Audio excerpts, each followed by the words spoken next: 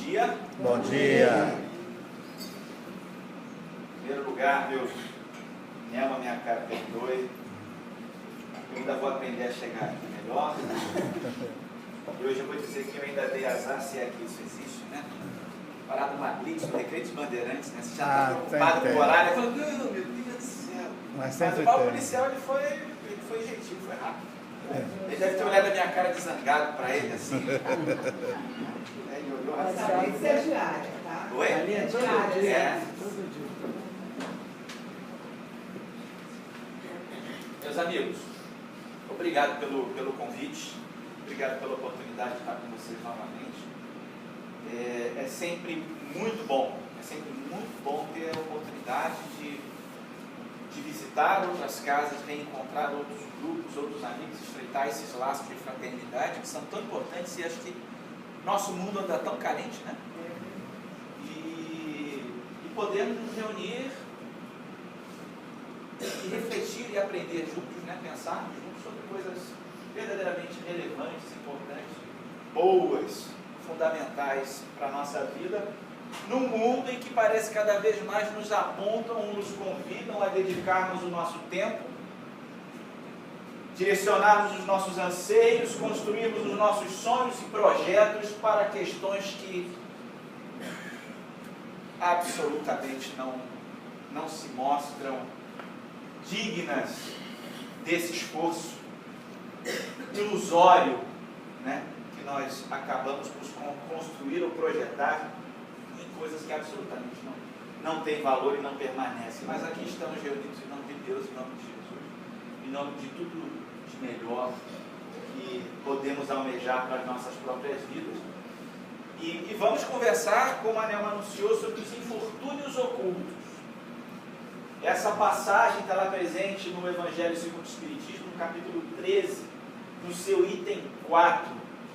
E faz parte de um capítulo, né, desse capítulo 13, cujo tema é não saiba a mão esquerda o que faz a vossa mão direita.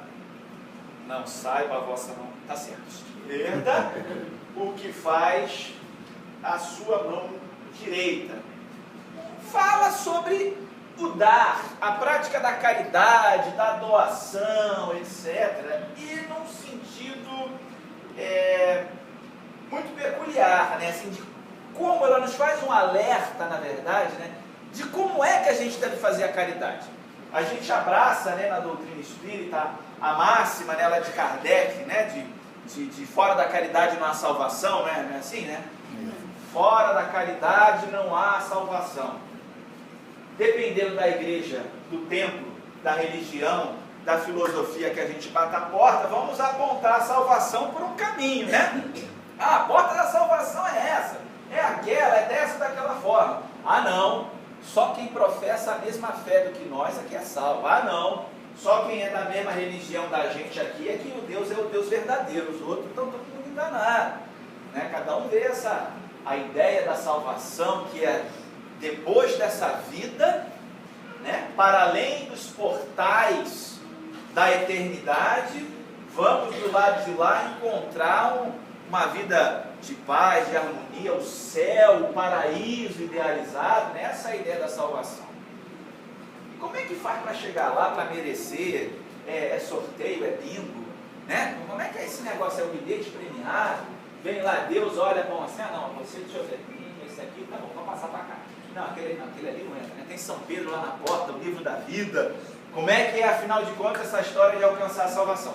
E na doutrina espírita, essa ideia de salvação está lá nessa sentença muito bem definida, fora da caridade, é caridade. Em última instância, não importa se você vai nessa igreja, naquele templo, naquele terreiro, em tal sinagoga, não importa. A caridade. Se você quer ser salvo, se depois desta vida, no mundo espiritual, para além do mundo material, você quer encontrar uma realidade de paz, de harmonia, de realização, de felicidade, a prática da caridade é o caminho, é o único caminho. É o único caminho. E aí não importa a religião. Ah, então e quem não tiver religião? Também pode. Também pode. Até quem não tem religião pode até não acreditar em Deus. Não quer dizer que ele vai ser uma pessoa má. Não quer dizer que é uma pessoa que ande por aí cometendo seus desatinos. Até porque a ideia de Deus para muitas pessoas é difícil de conceber, né? Você fala assim, onde é que está Deus, né? Ele já está aqui, está ali. A experiência da história das religiões, a forma como os homens, ao longo da história e até nos tempos de hoje, usam Deus para justificar o domínio, o poder, o ganho financeiro. Tem gente que fica assim, esse negócio de Deus, não sei não é nem que ele tem um problema com Deus, né?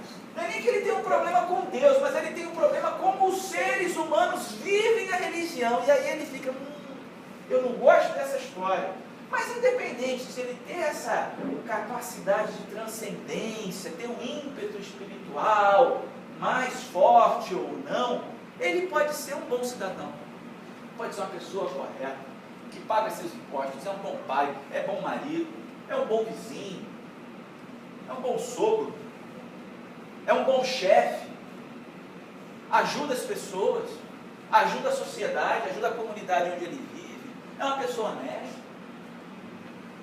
Só porque ele não frequenta um templo, né? Não frequenta uma igreja, só por isso ele vai ser uma pessoa condenada a estar distante da salvação?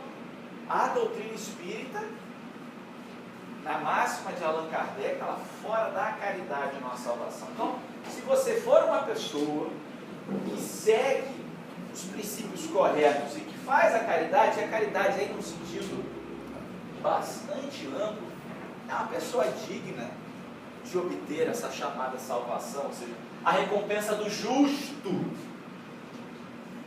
para além da vida material. Esse sentido de recompensa, esse sentido de salvação, de bem-estar para essa alma, para esse espírito, para além dessa vida. Então esse capítulo fala sobre esse sentido de caridade, como fazer a caridade. E um dos indicativos principais desse capítulo 13, lá do Evangelho segundo o Espiritismo, é não saber a mão esquerda o que faz a direita. E o que ele quer dizer com isso? Faça a caridade de uma forma discreta. E tem gente que gosta de fazer a caridade, né? Aí vai lá, olha como eu sou bonzinho, né? Não é assim? Hoje em dia, né? Então, essa coisa tudo tem a mídia, é a ostentação, todo mundo quer aparecer por qualquer coisa. Os 15 minutos de fama, seja lá pelo que for. Facebook, não sei quem aqui usa Facebook, tem irmão que usa Facebook, o filho que usa, a garotada com certeza todo mundo usa, os adultos e mais maduros, um ou outro se aventura, mas nem todos estão também familiarizados com isso. Não é aquela página lá de internet onde as pessoas vão contando a vida delas. Basicamente isso, eu gosto disso, eu gosto daquilo. Tem pessoas que fazem uso dessa ferramenta de uma forma muito adequada. Ela serve, por exemplo, para você conversar com as pessoas, ela serve para você manter um contato, até com aqueles amigos que você não consegue ver no dia a dia. Mas você sabe, fulano, olha, nasceu o filho do fulano, não vejo há tantos anos, 15 anos, 20 anos, nasceu o netinho de não sei quem. Aí tem lá a foto, você consegue ver. Que bom, se não tivesse isso, talvez você não ficasse nem sabendo, né? Então, como tudo na vida, tem um lado bom e um lado ruim, depende da forma que a gente usa, né? Mas o Facebook, hoje em dia, para muita gente, é uma plataforma, é um trampolim para aparecer. E aí a pessoa tem que ter muitos amigos, tem que colocar a história lá todo dia, aí bota foto, estou passeando não sei aonde, estou comendo não sei o que, estou na festa do não sei o que lá. É o mundo ostentação.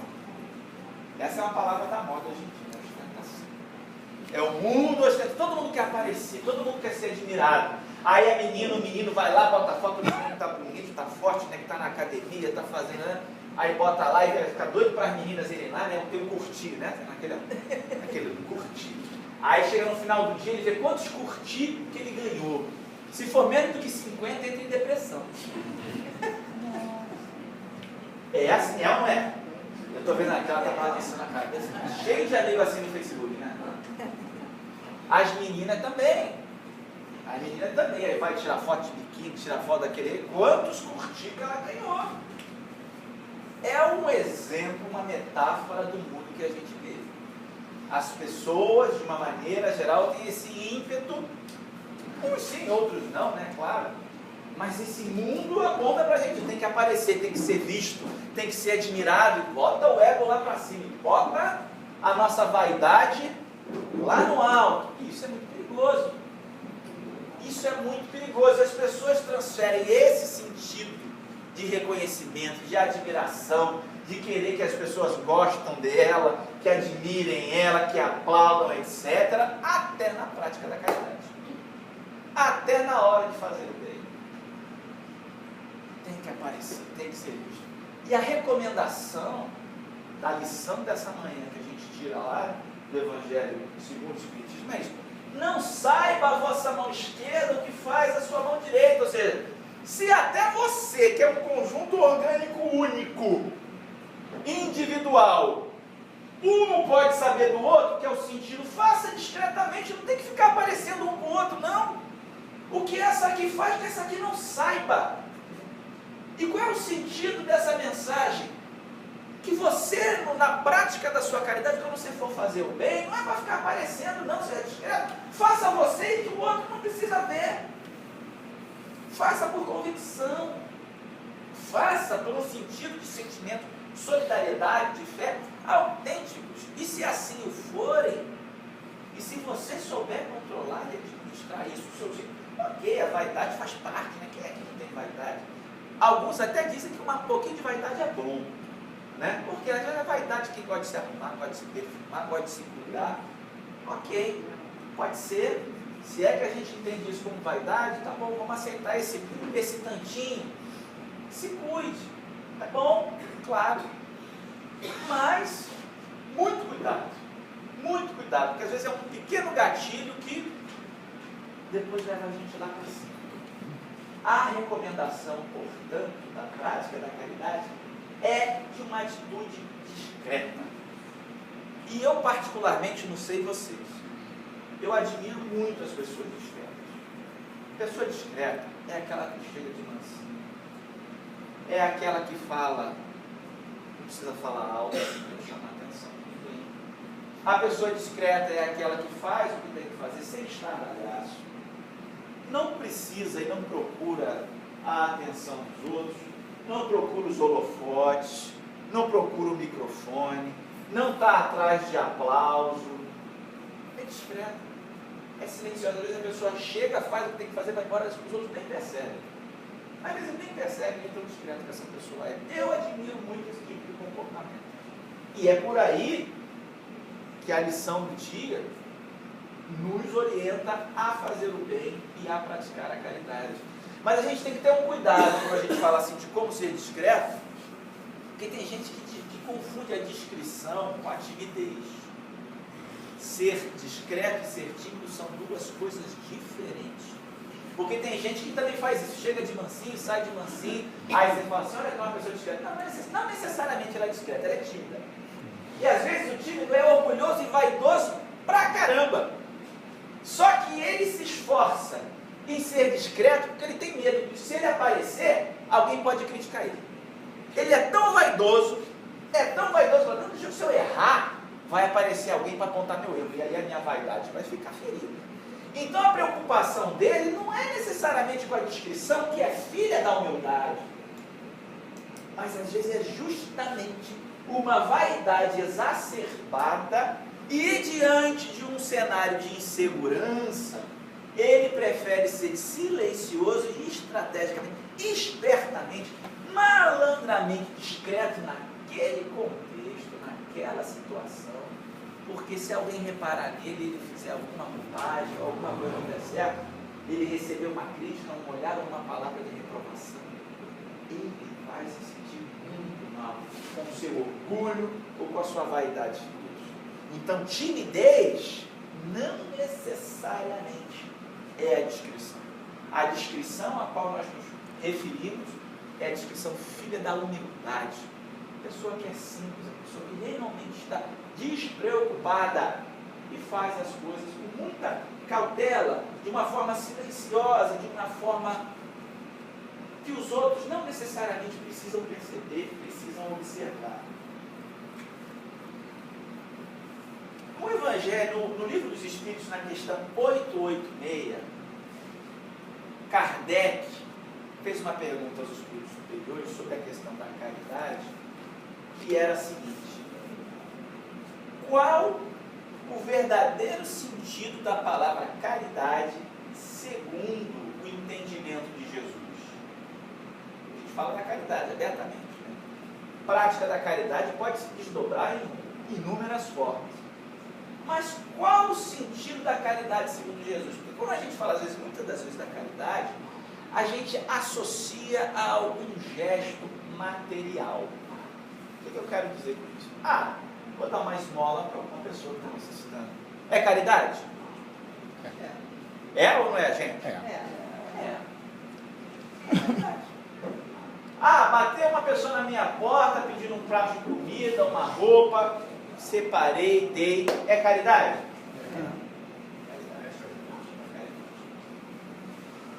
Quando a gente fala em fazer a caridade, muitas das vezes a gente está associando a esse tipo de atitude, que se materializa no doar, no dar, na troca, no intercâmbio de algum elemento, de algum produto, de itens, etc. E não está errado. Isso pode ser considerado caridade também. Daí a relevância dessa pergunta aqui.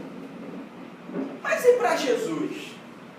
Qual o sentido verdadeiro da palavra caridade? E eis que os espíritos superiores respondem, abre aspas: benevolência para com todos, indulgência para com as imperfeições dos outros, perdão das ofensas. Vou repetir: benevolência para com todos, indulgência para com as imperfeições dos outros, perdão das ofensas. Benevolência e indulgência são duas palavras que a gente não está muito acostumado a usar. Mas benevolência para com todos é fazer o bem para todos. Fazer o bem. Ter uma atitude boa, benevolente para todas as pessoas. Indulgência para as imperfeições dos outros. O que é ser indulgente? É muito próximo da palavra perdão, mas seja indulgente, seja tolerante. Seja tolerante, seja generoso com as imperfeições das pessoas, porque a gente cobra, a gente é chato, né? A gente é hipócrita, me perdoe. Porque aquilo que o outro faz que nos incomoda, que a gente vive criticando, mas às vezes a gente faz igual. Se não faz pior. E a gente vive num mundo que é um mundo ainda com uma realidade de uma humanidade imperfeita. É chamado mundo de provas e expiações. É onde é isso aí que a gente vê, gente. É um monte de injustiça, de corrupção, de violência, de guerra, de doença, de miséria. É um mundo difícil. A gente sabe como a nossa vida é dura, não tem ninguém aqui de passeio. Às vezes a gente até acha assim, olha o fulano, olha que vida boa. Você já vê lá o carrão, né? Olha como mora lá bem frente na praia, olha os filhos bonitos, saudáveis. Não se deixe levar pelas aparências. A vida de cada um é que sabe. E eu posso garantir para vocês, não tem ninguém de passeio por esse mundo. Alguns estão num momento mais difícil, outros talvez estão num momento um pouco mais suave, mas que logo mais adiante vem em trovoada, porque a vida é feita disso. O mundo material, o planeta Terra que nos recebe, que nos acolhe tão generosamente, não é parque de diversões para ninguém. Para ninguém, a vida é dura para todos. As dificuldades que eu vivo, que eu acho que são atrozes, que eu acho que são as maiores do mundo, são as minhas dificuldades. E o outro tem as deles, podem não ser exatamente iguais às minhas, mas vão ser intensas e difíceis e desafiadoras para ele. Por uma questão de lógica, de inteligência, de caridade, indulgência para as imperfeições dos outros, porque os outros são tão imperfeitos quanto nós somos. Tanto quanto nós, nem mais, nem menos. é a segunda recomendação de Jesus sobre o seu entendimento sobre a caridade. Indulgência para as imperfeições dos outros. E por último, perdão das ofensas. E aí o perdão das ofensas é algo mais dirigido a nós diretamente, né? Porque a gente cobra a imperfeição do outro até quando aquilo não necessariamente nos atinge. A gente observa para o fulano aí. Está errando nisso, está errando aquilo, deixa o cara, rapaz. Deixa o outro ser, então vai lá, senta, conversa, ajuda, orienta. Você pode ajudar? Você está percebendo que a pessoa está indo num caminho que não é bacana? Tem uma conversa boa, respeitosa, talvez dando um alerta, uma orientação, um bom conselho, vamos dizer assim, mas respeita, seja indulgente com a imperfeição dele. Por fim, Jesus fala o perdão das ofensas. Perdão das ofensas. E aí é quando a gente se sente diretamente atacado, quando a gente se sente alvo de uma ofensa, seja verbal, seja física, num ato de violência, seja lá qual for, ou seja, todo e qualquer gesto ou ato empreendido por alguém contra nós. Perdoe. Caridade é perdoar. Vocês percebem como nessa resposta que fala de benevolência para com todos, indulgência para essas imperfeições dos outros e perdão das ofensas, a caridade ganha uma amplitude muito maior do que aquela que a gente começou exemplificando aqui. Percebem, gente? É importante dar a esmola? Sim, faz parte. Se você entender que aquela pessoa está necessitada e você puder ajudar, ajude. É caridade. Dá o pão, o abrigo, seja o que for. Mas a caridade, segundo Jesus, assim nos orienta os espíritos superiores, é muito mais ampla, é muito mais do que esse dar, do que esse doar. É diferente, é mais completo, é mais complexo e até desafiador. E quando a gente, portanto, for realizar a caridade, seja ela da forma que for, que a gente siga essa recomendação da discrição. Que não saiba uma mão o que faz a outra mão. Vocês sabem, Jesus até inclusive dá um exemplo disso lá no Evangelho de Lucas, no capítulo 14, quando ele fala, dá um exemplo, quando nós somos, ele dirigindo a palavra aos discípulos, os expectantes, aqueles que o ouviam, né? Quando você for convidado para um casamento, para uma festividade, ele dizia o seguinte, né, nas palavras do Mestre Jesus: evita sentar na primeira fileira, senta mais lá para trás. Olha o exemplo da descrição, como ser discreto, não querer aparecer, não senta na primeira fileira, não, senta lá para trás. Como é que as pessoas, quando a gente vai para casamento, como é que o povo faz? Vocês já observaram isso? Tem toda uma técnica, né?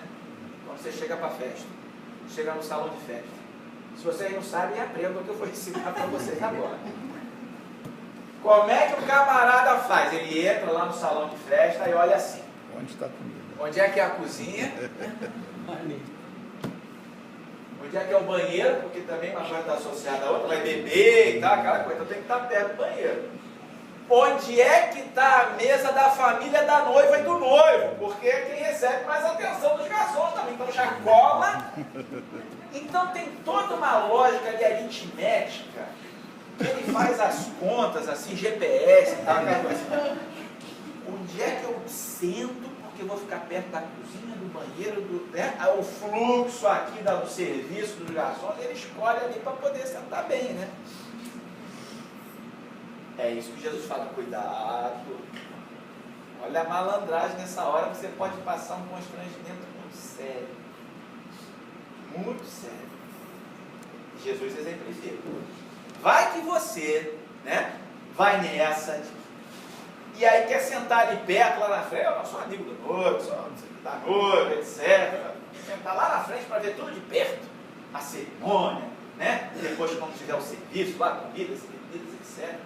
Imagina, olha o exemplo de Jesus, imagina que você estava sentado na primeira fileira, e aí de repente o dono da festa percebe que chegou depois de você uma outra pessoa que para ele, dono da festa, é alguém especial, fulano, mas que bom que você veio, aquela acolhida entusiasmada, né? Vem cá, rapaz, onde é que você está sentado? Não, vem para cá, senta aqui perto de mim. Aí você assim, ó, meu amigo, você se importa, dá licença, você dá um lugar aqui para esse meu amigo que acabou de chegar? Ele está levantando, tem outro lá. Que mico, hein? Que desagradável. Você, sentado lá na frente, foi posto lá para trás. Muita gente já deve ter gente pensando, eu ia embora. Nosso orgulho. Eu ia embora. Tomaram mais uma taça lá de champanhe e ir embora. Que desagradável. E aí Jesus conclui. Vocês perdoem a forma jocosa de brincadeira, mas eu estou sendo bem fiel, não ao texto, às palavras de Jesus, mas ao contexto da lição que ele nos trouxe. E aí conclui Jesus, imagina o inverso. Imagina o inverso. Você chegou cedo, tinha todos os lugares para sentar e você escolher, mas você, como uma pessoa discreta, uma atitude de filha da humildade, deixa eu sentar mais aqui para trás, não preciso. Você está lá no fundo. E aí, no meio da festa, o dono da festa circulando, cumprimentando todo mundo, olha para você, mas rapaz, você está aqui, mas que alegria, que bom que você veio na minha festa. Faz o seguinte, fica sentado aí, não, vem comigo, fica para frente. Olha que beleza. Muito melhor, né, gente? É ou não é? Muito melhor. A pessoa vai sair feliz. Puxa vida, né? Puxa vida, olha que legal. Que gesto carinhoso. Vai se sentir afagado, né? Vai se sentir tocado. Não, imagina. Estou aqui, né, para prestigiar você, prestigiar a sua fé. Não precisa disso, mas eis a diferença.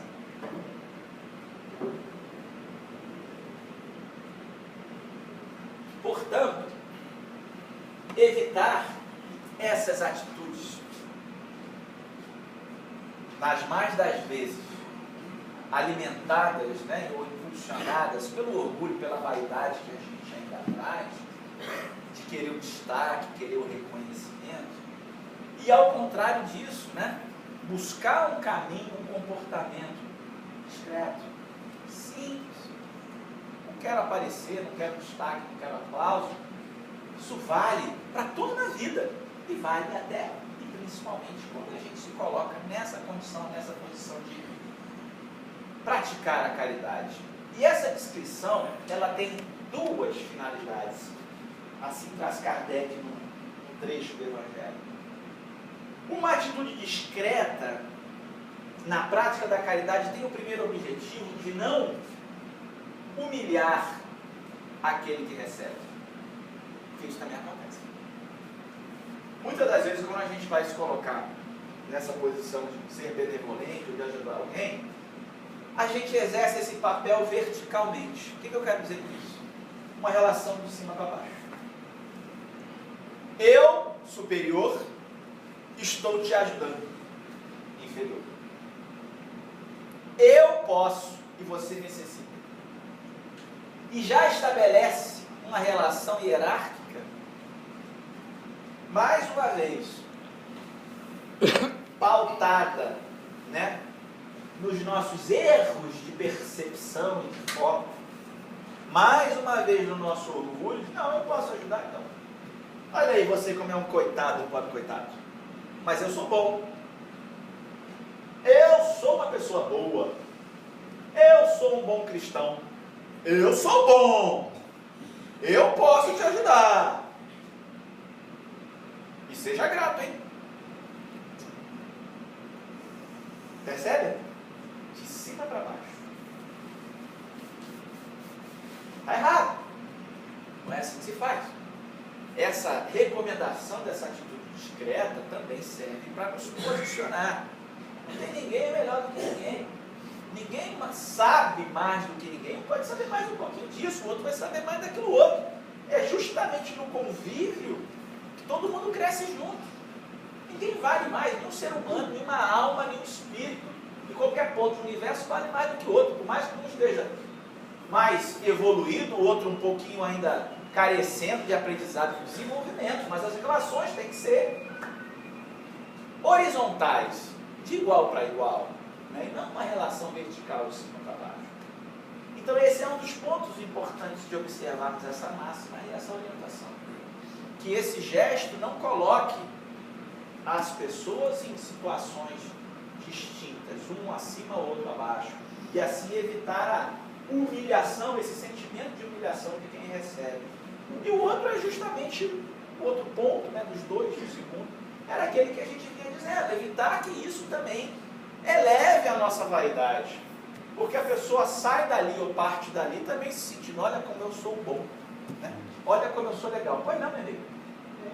Quando o que está necessitado é mais orgulhoso do que o que está doando. Também tem, né? Também tem. Também tem. O orgulho e a vaidade nos pertencem a todos ainda. Eu diria que não existe ninguém nesse mundo totalmente destituído em um tantinho de orgulho e de vaidade ainda presente em si. Todos nós temos, sem dúvida. A perfeição nesse mundo a gente só conheceu um. Não, mas Né? eu entendi, eu só estou falando por que ele é tão arrogante se ele está tão necessitado. Né? Ele não consegue assimilar que ele está sendo ajudado. A gente falava há poucos minutos que o mundo é de provas e expiações. Né? E as lições que a vida nos proporciona, elas são feitas na medida justa e exata para promover o aprendizado que a gente individualmente necessita ter. Se nós entendemos que o orgulho e a vaidade, que nos são comuns, mas que são características comportamentais, são ainda patrimônio do nosso ser espiritual, mas que não são características positivas, ao contrário, nos causam problemas e constrangimentos, estão distanciadas das leis de Deus, vamos dizer assim, a gente precisa ter lições, experiências na vida que nos mostrem a necessidade da gente superar, da gente deixar para trás, abandonar o orgulho e a vaidade. A posição de necessidade, de carência, de vulnerabilidade na vida material ajudam nesse processo. Porque a pessoa orgulhosa, na mais das vezes, ela se acha poderosa. Por que eu tenho orgulho? Porque eu sei, porque eu posso, porque eu sou melhor do que o outro. Se ele reencarna numa condição, seja ela qual for, às vezes é uma doença que ela é totalmente dependente dos outros. Quantas pessoas, crianças, já nascem com um grau de deficiência, uma má formação física, cognitiva, intelectual, etc., que ela tem uma vida extremamente limitada e dependente de alguém para alimentar, para dar conta das necessidades básicas diárias dessa criança. Para esse espírito reencarnante, que reencarnou ainda de outras vidas, trazendo um orgulho muito pesado, é difícil. Porque cadê aquele poder todo? Cadê aquela capacidade toda, aquela inteligência toda que colocou ele, todo senhor de si? O orgulho lá em cima. Nessa vida, a condição física impõe a ele a dependência quase que completa. Por exemplo, inspirada nessa figura que a gente ilustrou aqui, essa experiência difícil, de necessidade, vai ajudá-la a trabalhar o orgulho e desmontar, para que ele possa, para o futuro, ter uma atitude mais equilibrada e já não tão orgulhosa. É assim que a grande mecânica da vida, do aprendizado e das vidas sucessivas, trabalham para promover o desenvolvimento, o aprendizado e a evolução espiritual de cada um de nós. Então, quando a gente ainda vê, né, na posição daquele que recebe a ajuda, o auxílio, a caridade, uma atitude orgulhosa, é porque ele ainda não conseguiu concluir esse processo. Pode ser que ele já tenha começado, esteja no meio ou esteja no final. Mas a gente tem o orgulho e a vaidade presente, seja quem dá, seja quem recebe. Porque somos todos espíritos imperfeitos em processo de aprendizado, em processo de evolução nessa vida.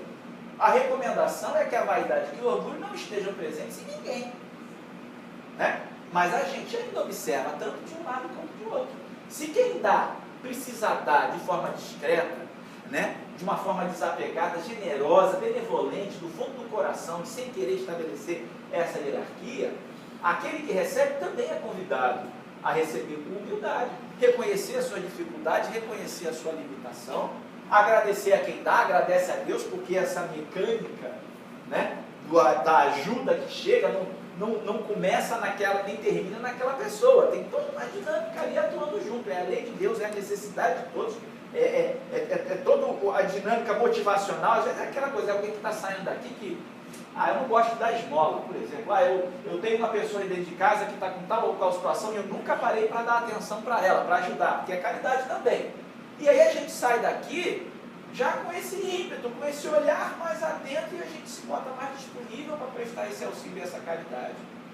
Então, quando a caridade, esse momento mágico da troca, da ajuda entre um e outro, ele não começa nem termina ali. Às vezes é todo um encadeamento de fatos, né, de contextos que influenciam, que ajudam para que aquilo aconteça. Mas a sua observação é muito importante e é verdadeira, né? A gente observa também essa atitude orgulhosa, muitas vezes da parte de quem recebe. Quem deu, se deu da forma correta, maravilha. Se aquele que recebeu não soube receber, problema dele. Muito provavelmente, ele vai continuar um tempo maior nessa condição de necessidade para poder trabalhar de verdade o seu sentido de libertação do seu orgulho e da sua vaidade. Dando sequência, meus amigos, é até 9 horas que eu tenho? 9 horas começou. 10 horas, Se passar 10 minutos que ele não, tá ótimo, a gente tem 15 minutinhos, vamos chegar lá. Nessa passagem ainda do Evangelho segundo o Espiritismo, Kardec faz algumas assertivas, né? Assim, o texto não é um texto muito longo, aproximadamente 2 páginas, dividido em 2 passagens. Uma passagem curta no começo e depois a narrativa de uma história que se alonga um pouco mais. E nessa primeira parte, um parágrafo aproximadamente, ele diz o seguinte, que a caridade, abre aspas, a caridade se emociona nas grandes calamidades. A caridade se emociona nas grandes calamidades. O que ele quer dizer com isso? Que às vezes é preciso acontecer um grande fato, uma grande catástrofe, uma grande calamidade, para a caridade emergir e começar a acontecer, como se fosse um impulso. E é verdade, a gente observa isso, né? Trago 2 exemplos para vocês vão se recordar, 2 do finalzinho do ano passado. Vocês devem ter, eu até me recordo que a Estadela, na hora da oração, ela fez uma referência aos países em guerra, não sei se ela citou nominalmente. Mas hoje talvez um dos maiores conflitos que causam uma catástrofe humanitária já há quase 4 ou 5 anos é a guerra da Síria. Lá no Oriente Médio, norte da África, uma área que está bastante complicada militarmente, conflitos, etc. Que, em resumo, quase 5 anos de guerra, uma guerra civil interna, a população queria tirar o mandatário, o ditador lá do país, e se estabeleceu um conflito militar, e aí depois isso se complicou em diferentes tribos, povos, diferentes do Brasil, que tem uma homogeneidade maior, tem muitos países onde são formados por muitas tribos e línguas diferentes dentro do mesmo país. Quando a organização política daquele país se desfez, pequenas guerras entre as regiões, entre os estados se estabeleceram. Assim, um caso complicadíssimo, mas fato é que já morreram aproximadamente 300 a 400 mil pessoas nesse conflito e mais de 10 milhões de pessoas fora de casa, desalojadas. Vocês imaginam o que são mais de 10 milhões de pessoas saindo de casa, fugindo de casa por causa da guerra? É muita gente. E olha que essa guerra vem se arrastando há anos. Aproximadamente 4 milhões de pessoas fugiram da Síria para entrar na Europa, buscando países mais estáveis para tentar reconstruir a sua vida. Pois bem, a comunidade internacional, a Organização das Nações Unidas, as grandes potências do mundo,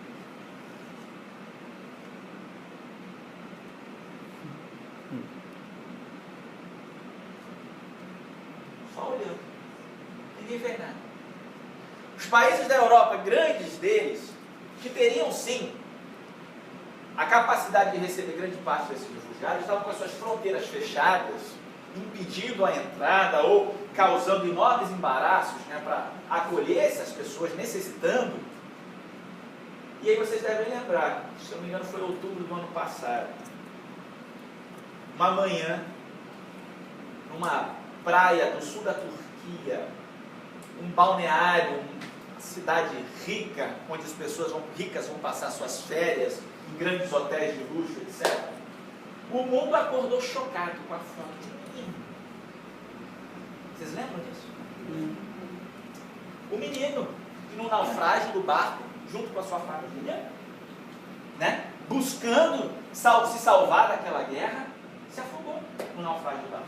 Uma cena horrorosa, chocante, e que sensibilizou, como diz lá Kardec, emociona, a caridade se emociona diante das catástrofes.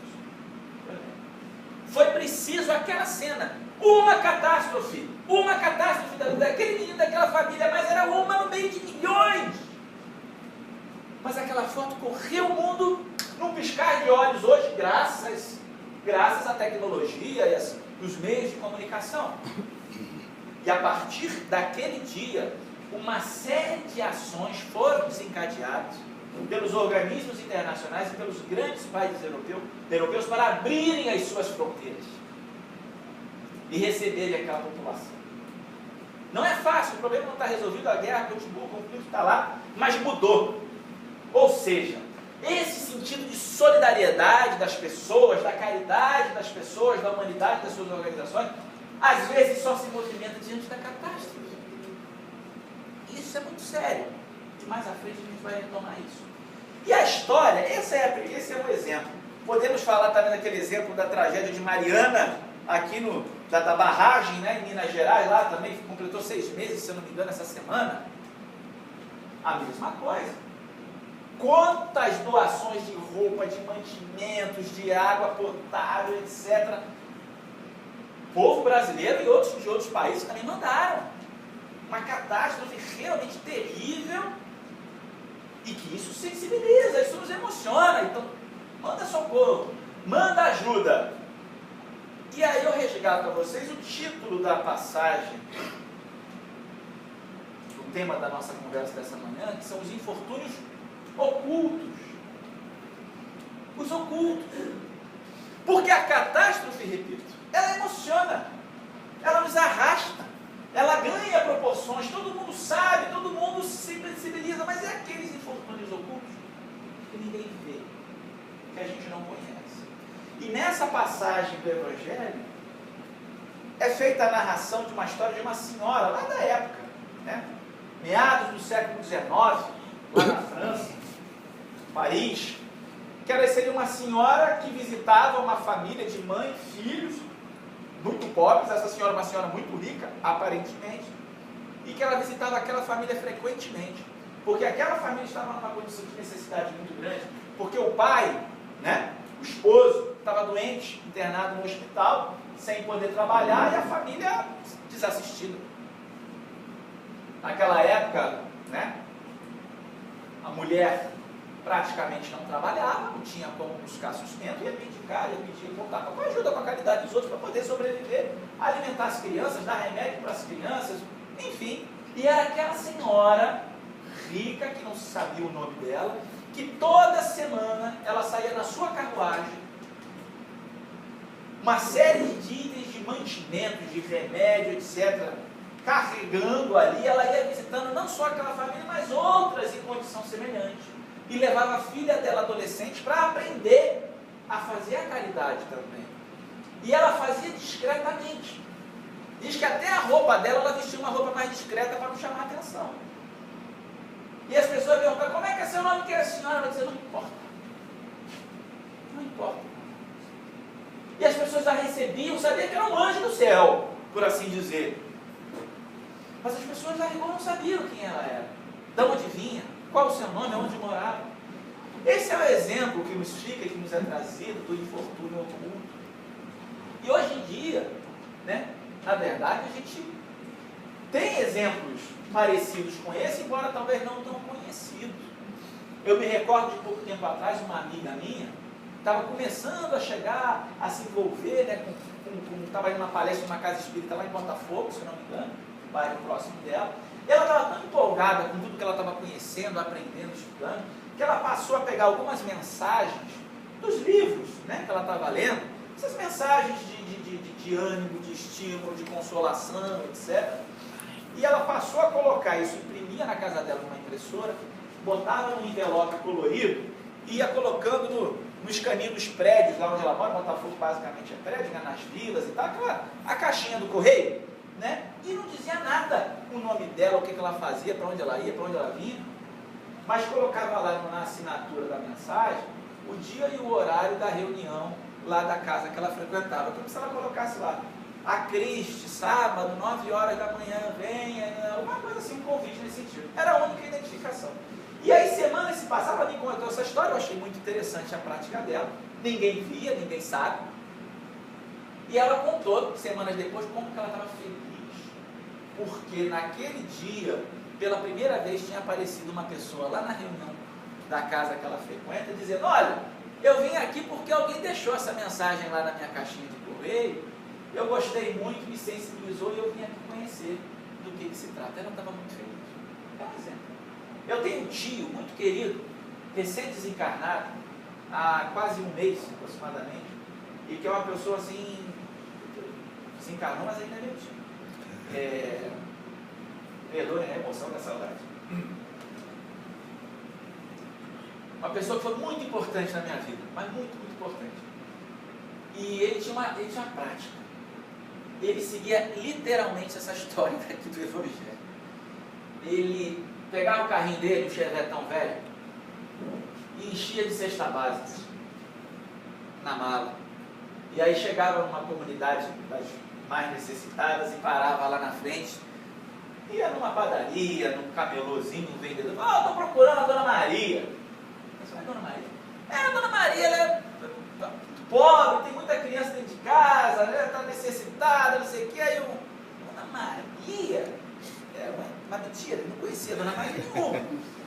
Aí a pessoa respondia assim: Dona Maria, eu não conheço a Dona Maria não, mas eu conheço a Dona Antônia.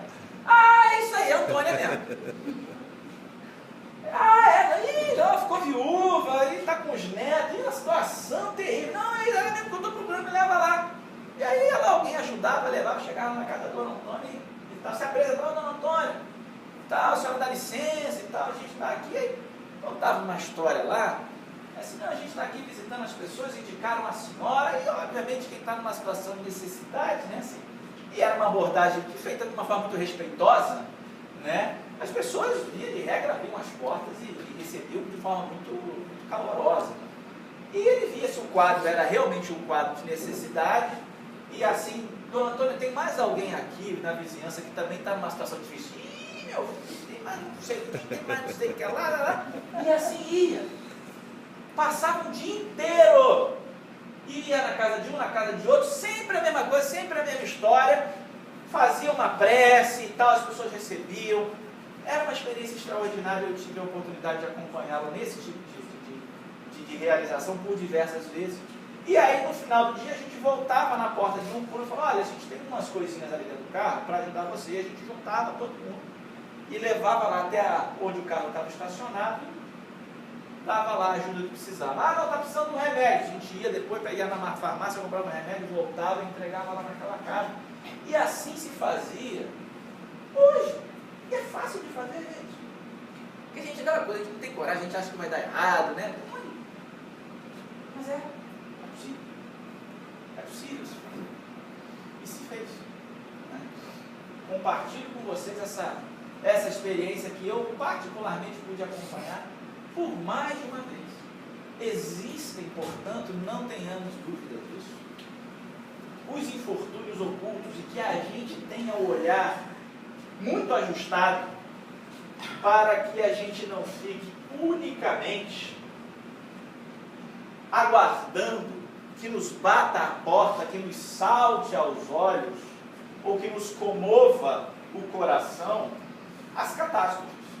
Ou aquele infortúnio que eu diria que é um infortúnio evidente, patente, é quem nos pede uma esmola, é quem nos pede uma ajuda, porque olha, você poderia me dar um trocado, você poderia me dar um prato de comida, fulano, pelo amor de Deus, eu estou precisando de ajuda. os infortúnios ocultos, mais das vezes, eles estão mais próximos do que a gente imagina. Mais próximos do que a gente imagina. Muitas vezes, dentro da nossa própria casa. Dentro da nossa própria casa. Às vezes, no colchão ao lado. No travesseiro ao lado do mesmo colchão. É ou não é verdade? O quanto que temos observado com carinho e enfrentado com coragem esse sentido de carência, porque a gente se acovarda, às vezes a gente não sabe como ajudar, às vezes existe algum elemento presente nessa relação dentro da família que nos impede de acessar o outro. Ah, porque a gente brigou no mês retrasado e a gente não está se falando. E aí? Quantos casos de depressão, quantos atos de desatino as pessoas não cometem porque a gente fica quieto. E a gente está do lado vendo, talvez tendo até uma condição de equilíbrio um pouco melhor do que o outro, e a gente sabe que essas relações são assim. Às vezes tem aquele que cede um pouco mais, o outro é mais difícil. Aquele que é difícil não pode se conformar, não, eu sou difícil e eu não vou fazer nada. Não, está errado, tem que tentar melhorar sim. Mas se você percebe que você tem uma facilidade um pouco maior de relevar, de passar por cima, faz você o gesto generoso. Estende a mão, puxa a conversa, abre o diálogo. Se a gente percebe que alguma coisa está errada, susta o processo do desequilíbrio quanto antes. Porque às vezes a gente perde o controle e a consequência disso é irreparável. O infortúnio oculto não é só aquele que está lá dentro, está lá no fundo da favela, mais pobre ou mais miserável. Às vezes está muito perto. E a nossa capacidade de ajuda é efetiva, é real, é mais próxima. Lembrando as palavras de Jesus. O que é, ou melhor, não as palavras de Jesus, mas lembrando a resposta dos espíritos superiores a Kardec, né? Quando perguntado qual o verdadeiro sentido da palavra caridade, como Jesus a entendia: benevolência para com todos, indulgência para com as imperfeições do outro, perdão das ofensas. Praticar a caridade de forma discreta, sem querer aparecer, sem buscar o aplauso, humildemente, como um gesto de consciência. É isso que eu preciso fazer. Isso é que é o certo. Porque hoje eu ajudo alguém que amanhã pode estar me ajudando. Também. Quem aqui está acima de qualquer condição de fragilidade, não dá volta. Hoje a nossa vida está organizada. Basta um segundo para que o nosso castelo de areia desmorone. Nada nesse mundo é permanente. Hoje a gente pode ajudar, ajude. Amanhã pode ser você precisando da ajuda do outro. E que a gente também não se conforme nessa caridade unicamente material, que a gente também não ache que está dando conta, porque está dando um dinheiro para um aqui, está dando um alimento para outro lá, porque está frequentando as reuniões da casa espírita, ajuda na cesta básica, na distribuição da sopa. Se faz isso, ótimo, continue fazendo, mas não se engane achando que fazer a caridade é só isso. Busque aqueles que precisam e às vezes não tem coragem ou não tem voz para pedir ajuda. Essa é a mensagem que fica para hoje. Deixo com vocês o agradecimento pelo convite, pela oportunidade de refletir e de aprender junto com vocês. Que o Mestre Jesus derrame suas bênçãos de paz sobre os corações e mentes de todos vocês. Muito obrigado por vocês.